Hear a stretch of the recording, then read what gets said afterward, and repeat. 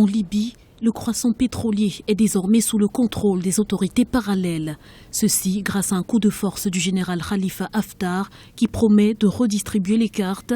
Les terminaux de Zouétina, Brega, Ras Lanouf et Al-Sedra ont d'ailleurs été remis ce mercredi à la Compagnie nationale du pétrole, mais restent sous la surveillance de ce dernier.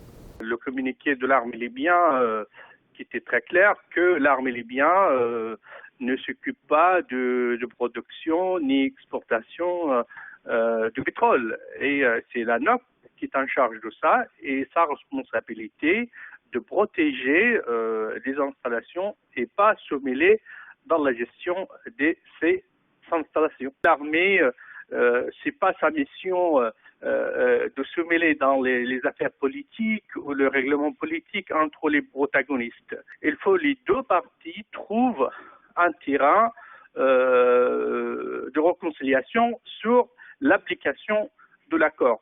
Dans la foulée, la NOC a annoncé la levée de l'état de force majeur sur tous les ports du croissant pétrolier, ouvrant ainsi la voie à la reprise des exportations au moment où la communauté internationale s'alarme des risques d'une guerre ouverte entre les autorités non reconnues et le gouvernement d'union nationale basé à Tripoli et soutenu par l'ONU. J'appelle toutes les parties à mettre fin aux actes provocateurs et à se réunir d'urgence autour d'une même table pour discuter d'un mécanisme permettant de sortir de la crise et de mettre fin au conflit. Le pays traverse une période charnière de son histoire. Je n'accepterai pas de diriger une partie libyenne ou une guerre contre une autre partie libyenne. Affaibli par ce revers militaire, Fayez al-Sarraj est de plus en plus contesté au sein même du gouvernement d'union nationale.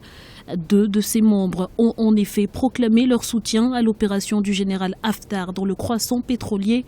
Son appel au dialogue sera-t-il entendu? Rien n'est moins sûr.